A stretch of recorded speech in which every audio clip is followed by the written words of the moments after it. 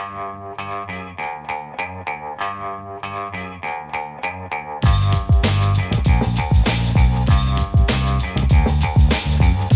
the Brian Lehrer Show on WNYC. Good morning again, everyone. Are you in a union? 10 years ago, that question was mostly for auto workers, teachers, electricians, some others. But something has shifted. It's not just where people are organizing, it's who. When we think of union members, maybe you picture workers on a factory line or longshoremen at a shipping port. But nowadays, union members wear Apple Store T-shirts and white doctors' lab coats. Yes, even some doctors are unionizing. Baristas, video game designers, Hollywood writers, and even resident doctors, yes, have decided to unionize. Noam Scheiber is a labor reporter at the New York Times, and his new book, Mutiny, The Rise and Revolt of the College-Educated Working Class, is about the generation of college graduates who were promised a certain kind of life, or so they thought, didn't get it, and decided to do something about it at work. Noam, it's been a minute. Welcome back to WNYC. Yeah, thanks for having me. Great to be here. There are many places we could enter, but let me enter here. You described the first half of 2022 as the most significant moment in U.S. labor history in the last 40 years. Why the first half of 2022? Yeah, well, we just had this explosion of union organizing among people who didn't typically try to organize a union and at companies that were not unionized. So this kind of starts in the fall of 21, actually, with a few Starbucks stores in Buffalo. And two of these three stores win. And then that union campaign just spreads like wildfire across the country. First, a half a dozen in January of 22, then a dozen. And then by March, it's literally dozens. And by the end of the year, hundreds are trying to unionize. We have workers at Apple Store, as you mentioned. The first Amazon warehouse in the country was unionized in April of 22. We have workers at Trader Joe's and REI. So we just had this explosion of union activity, again, among people that had not traditionally done this. And so as this was happening kind of in real time, I tried to reach out to people and understand why they were doing this and who they were. And it turned out that a very large number of the people who were doing this were young college grads. They typically had a lot of debt. They were not on the trajectory that they thought that they would be on when they graduated from college. And the pandemic for them was just kind of the breaking point. It was just the last straw after, years of frustrations with their post-college trajectory. So that was really, what caught my attention. And then, kind of stepping back to think about why this happened ultimately led to the book. Yeah, and to use another historical marker, you use David Brooks' concept of the Bobo. I remember his book, Bobos in Paradise. He was on for that at the time. Bobo, the bourgeois bohemian, as a before picture. And you say this new generation looks similar on the surface, but you write that they have the bank accounts and the politics of the proletariat. First, remind us what the bourgeois bohemian is supposed to mean. Yeah, so David Brooks wrote this terrific book in 2000 about the bourgeois bohemians, and these were people who were often kind of knowledge workers. They were lawyers and software engineers and management consultants and even tenured professors, and so they had these kind of very intellectually demanding jobs. They were very creative often, but they were not, they were not liberals. They were kind of sort of moderates, third way people, and their politics was very much in the vein of the sort of late Clinton era. They favored things like trade agreements and globalization and lower taxes and lower regulations.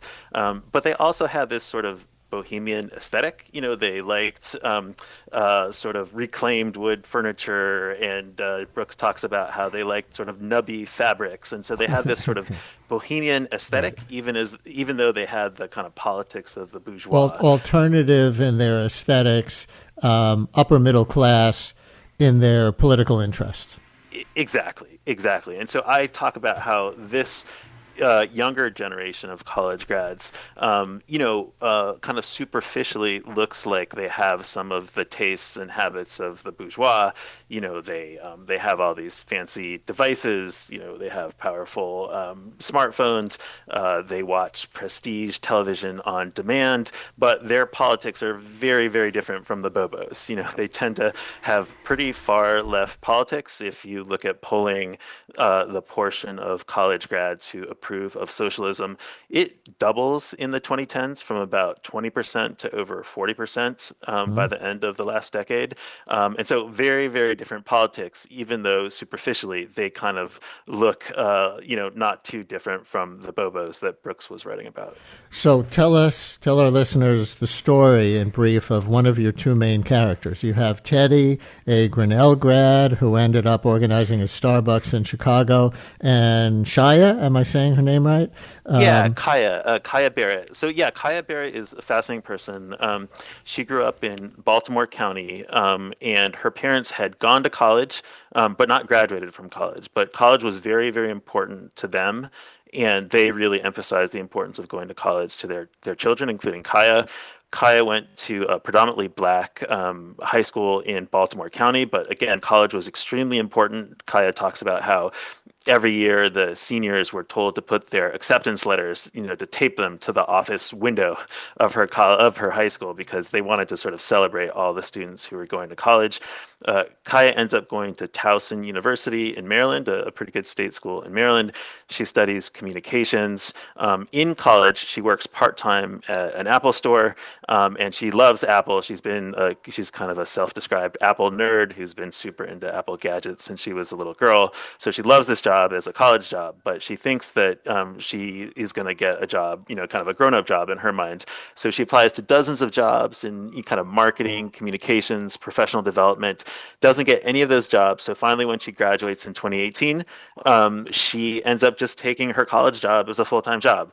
And that is a bit disappointing, but Apple had been a place that had traditionally been like a pretty good resting spot for college grads who did not kind of end up in a job that required a degree. So Kaya actually got a job called a creative, and these are the people at Apple stores who kind of teach classes. They, may help you edit a video that you made on your computer or help you edit a podcast. And so this was a kind of sought after job. But the problem was, in addition to these broader forces that I'm writing about, higher unemployment among college grads, rising debt, Apple itself was kind of degrading this creative job. And so it used to be this sort of high status job within Apple. But by the time Kaya got there, it was already sort of losing some of its luster. And then over the next few years, Apple actually starts rolling back some of these classes that the creatives taught and just pulling them onto the sales floor to sell, iPhones and Macs. And Kaya is just getting extremely frustrated, thinking like, okay, it was already a compromise that I ended up taking my college job as a grown-up job, but now I'm not even doing the job that was described. It was supposed to be this sort of elevated, something that wasn't just ordinary retail. But now increasingly, I'm just selling iPhones like everybody else in the store, mhm. and that was really frustrating for her. Listeners, does this sound like you and your workplace? Do you want to tell us a story? Are you in a traditionally unorganized sector that's been unionizing in recent years? Maybe you and your colleagues are considering a union. Help us report this story. Call or text 212-433 WNYC 212-433-9692 for New York Times labor reporter Noam Scheiber, who's got this new book, Mutiny, The Rise and Revolt of the College-Educated Working Class. Here's a text that's come in already, Noam. It says, I'm waiting for freelancers to actually unionize because the massive rise in gig workers, at least in creative industries, has been a complete detriment because once a freelancer's rate is set, it's almost impossible to increase it despite years of increased inflation. Do you write about freelancers in the book?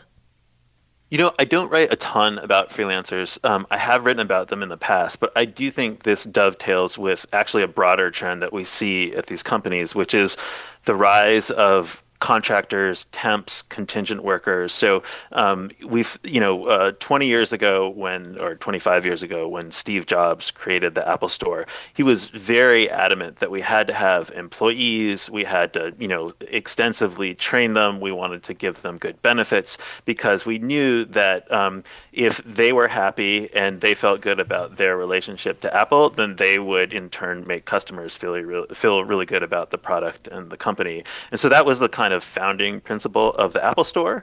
But over the past 15 years or so under Tim Cook, the company has gradually relied more and more on this sort of contingent labor force. They hire a lot of temps, especially in the fall and through the holidays when, they release new iPhones. And obviously there's a lot of business in around the holidays. And so now you get this kind of labor force that sort of waxes and wanes as needed. And these are temps. They don't get the same benefits. They don't get the same training. And it really is kind of like hiring freelancers. The company doesn't feel the same responsibility and, relationship that they do to their permanent employees. And so what the person who wrote the text is describing, I think, is actually very true of freelancers, but it's something we've broadly seen in corporate America, where we've gone to kind of more of a freelance, contingent gig working workforce. And that's one of the things that I think has really increased the level of frustration. It's created this sense of precariousness that workers feel like they just never know if they're going to get enough hours to pay their bills. They don't know if they're going to have health care. And so that's very central to the story that I tell in the book. Here's Daniel in Manhattan calling in, who I think identified very much with the story of the woman Kaya from your book, whose story you were telling before. Daniel, you're on WNYC. Hello. Hi. I wanted to Kaya. I can't believe Kaya's story because I had the same experience graduating college, working as a family room specialist at Apple, which was also supposed to be an elevated role, but in 2009 during the housing crisis when I graduated college. But I want to say it gets better. I leveraged that job into a support role at a big tech company and then moved into a product job at that same tech company and then had a sort of a pretty serious career after that. So it gets a little bit easier. Daniel, thank you. Noah? Did he get the point? So I think one interesting development of the past 20, 25 years or so that I've flickered in the book is there used to be a class of jobs that you might call them like good non-college jobs. So people would graduate from college. Maybe they didn't end up with the job that they really wanted, that they, in the field that they majored in, but they got a job that was pretty good. It was, relatively interesting, pretty good paying. These are jobs like insurance agents or real estate brokers or, a lot of people in HR or, office managers. The jobs didn't require a degree, but a lot of college graduates did them and they paid them pretty well. And what we see from data from the Federal Reserve Bank of New York is that right around 2003, those good paying non-degree jobs start to go away, and then they really collapse in the recession in 2008-9, and then they just never come back. And so this thing that had been a kind of safety valve, good non-college jobs, you can think of certain jobs at the Apple Store as these jobs, they had really been a way for people who, again, didn't get their first choice job, but to, make a good enough living and have a good enough job that kept them engaged. This, over the past 20 years, we've really seen these erode and disappear. And that's left people, in some cases in the situation that the first person who wrote the text was in, in more in a freelancing kind of job or a gig kind of job, or just taking, a kind of more traditional retail or customer service or hospitality restaurant industry job. And so I think that's been, kind of one of the underappreciated stories of the past 25 years that, has reinforced the frustration among these graduates. Well, here's kind of a pushback text reacting to your Kaya story. Listener writes, can you explain how a union could help someone like Kaya and her predicament? I'm losing the practical element, person writes, of why someone would want to unionize and what the union could actually accomplish, particularly for a company who has the right to restructure and reorganize. Interesting, right? Yeah, so I think it's a very fair point and very important to point out, some of the pluses and minuses. So the union that Kaya and her coworkers organized at the Apple store in Towson, it took them a long time, over a year, almost a year and a half to negotiate a contract.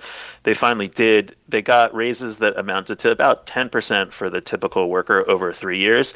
And to your caller's point, this is nothing special at Apple. Apple can then turn around and just give every employee at every retail store who's not in a union the same 10% raise. So in a way, you could argue that these folks are just kind of running to stand still. They're just running in place. They put a lot of effort into this union, and they got basically what Apple could turn around and give every other Apple employee. But there are a few wrinkles, I think, that actually make it a little more complicated of a story and maybe, demonstrate that there is some value to unionizing. And one specific provision of the contract at Towson was that the store could never have more temps than 25% of the full-time employees. So if there are 100 full-time or 100 permanent employees at the store, they could have no more than 25 temps at any given time. And this was really important because, as I said, over the past 10 years or so, Apple has relied on more and more temporary and kind of seasonal workers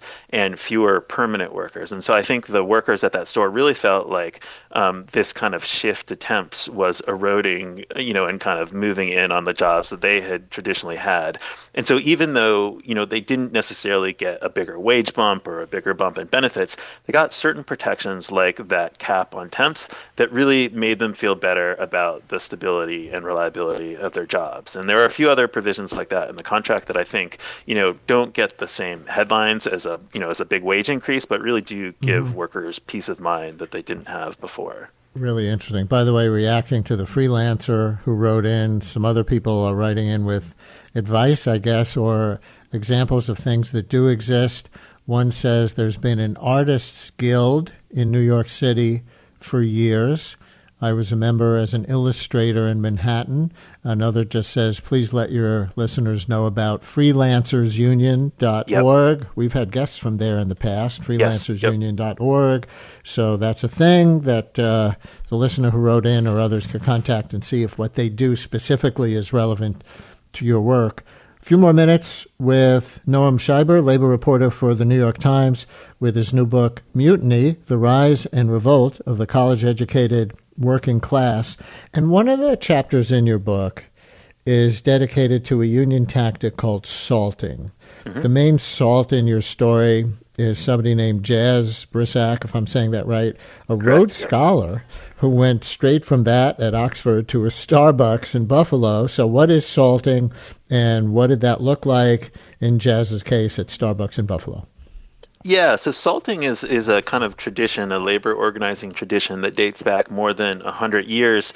And the idea is to kind of go undercover as an organizer. So you had people, usually with kind of left-wing politics, who decide that they wanted to go and help organize workers. So they would get hired, as a truck driver or a factory worker. And they, the key to salting is to be a really good worker. So you come in, you roll up your sleeves, you work really hard, you establish yourself as a good worker. And then you kind of very discreetly start talking to your coworkers after earning their trust about the potential of unionizing. So this was a tradition, again, that, dates back to the early 20th century. It had gone kind of out of fashion, or just sort of been a lost art, for many decades. But it starts to kind of come back a bit in the 90s.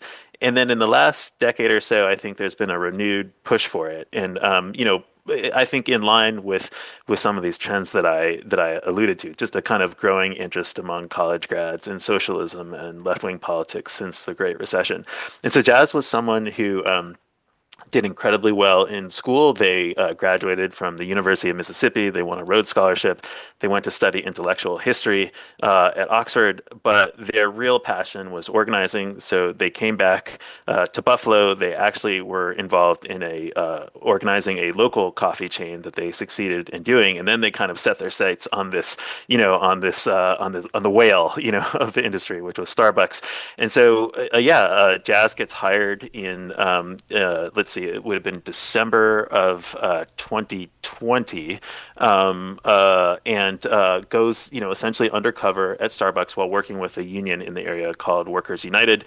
Goes about it the way that Salts had been doing for decades. Works really hard, establishes themselves as a good employee, starts making connections with other workers, and ultimately persuades them to join in this unionization effort. And but I want to say that I think this salting effort was very important to getting the union campaign at Starbucks off the ground in Buffalo.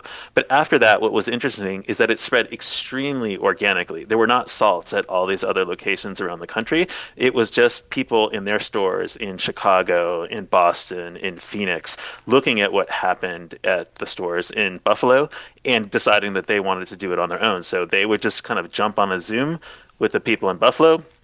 People in Buffalo would kind of send them a little instruction manual and checklist, and they would be off to the races. So while this thing was sort of set in motion by a very dedicated salting effort, it actually spreads incredibly organically. And that's actually what led me to write the book. I sort of, as this was happening in 22, I was wondering, okay, how is this thing spreading so quickly to dozens and then hundreds of stores? And it turned out that it was these sort of, downwardly mobile college grads who just had a real hunger to do this once they saw it. Kind of proof of concept in Buffalo.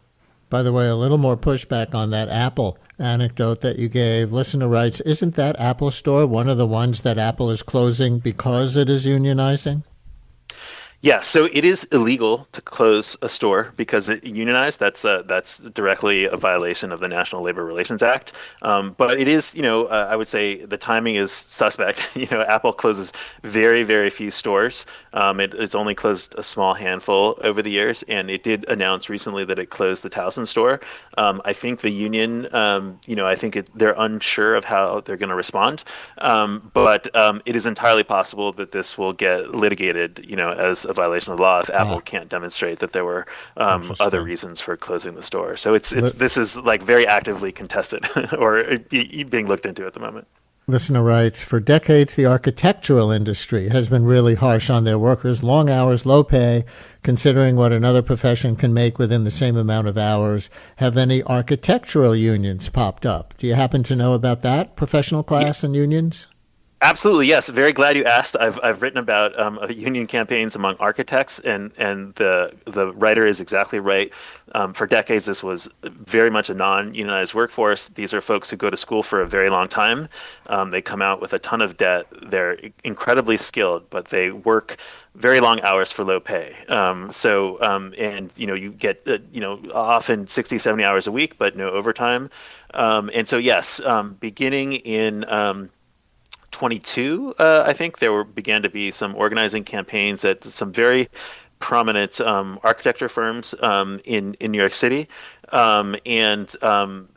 There's actually one that succeeded. It was called Bernheimer and Associates. It's a smaller architecture firm, but that was the first private sector architecture firm that we know of, and at least I think there were some maybe in the 30s that were unionized, but in many, many decades, Bernheimer was the first private sector firm that unionized. There have been a few others. I wrote a piece a couple months ago about a firm called Snøhetta, which is a very prominent, highly respected firm. There was an organizing campaign there.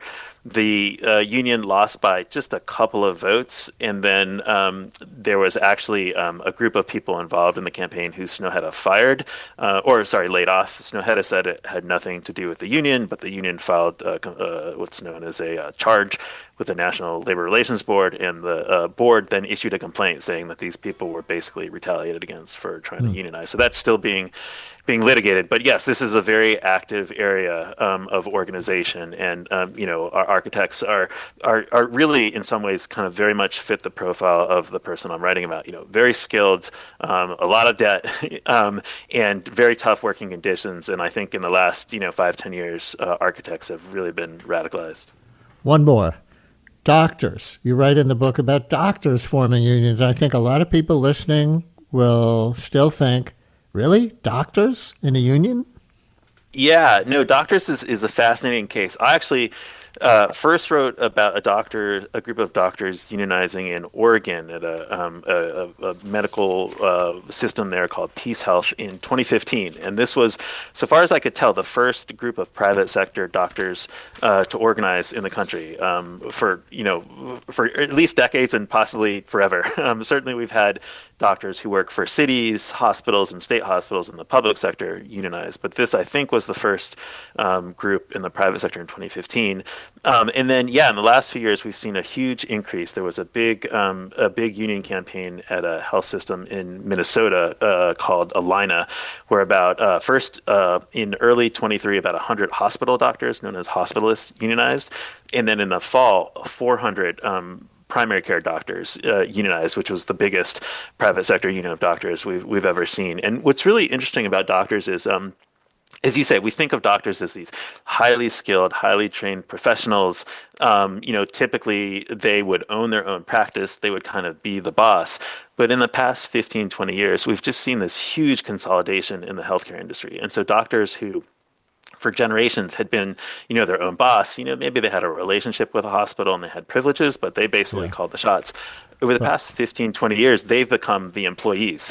And I think what you've seen is a lot of frustration, them thinking that, the MBAs and the bean counters who run these health systems are suddenly telling them what to do, how long they can spend with their patients, what they have to ask them, how long they can keep them in the hospital. And so there's just been this huge backlash to that, which I think has driven a lot of the organizing among doctors. By the way, and you'll have to keep this really short, is there any implications from this for national politics? If the former college-educated bourgeoisie is now increasingly the college-educated working class, it's already college-educated people who are the core of the Democratic Party's voters. So does this change national politics in any respect when we think about midterm congressional elections, 2028 presidential? Do you think, real quick? I do, yeah. I actually talk about this in the final chapter in the epilogue of my book. And you're absolutely right. It used to be in the 80s and 90s that college grads were to the right of working class people on economics. But since about 2004, we've seen them drift left and kind of, really favor higher taxes, more regulation, more of a government role. And I do think that there is this potential coalition, of college grads and non-college folks who could come together and, form a kind of supermajority on economic issues. And the one example I would point to, perhaps not surprisingly, is the mayor, Zohran Mamdani, who really did kind of, talk very extensively about economic issues and affordability. And if you look at the way the college-educated folks voted for in this election, 84% of college grads under 30 voted for Mamdani, even though, he's a self-described democratic socialist. And a generation earlier, you would have never seen college grads do that. So I think it is really striking to see, the potential coalition that someone like Mamdani flicked at in his campaign. Noam Scheiber, New York Times labor reporter, focusing on white-collar workers, and now the author of Mutiny, The Rise and Revolt of the College-Educated Working Class. And folks, if you want to continue the discussion in person, Noam will be discussing the book with New York Times columnist Jessica Gross at Greenlight Bookstore tomorrow night, Greenlight Bookstore in Fort Greene, tomorrow night, April 16th at 7:30 p.m. You can register for the event on Greenlight's website. Thanks for an interesting conversation, Noam. Thank you. Really enjoyed it. Thanks for having me.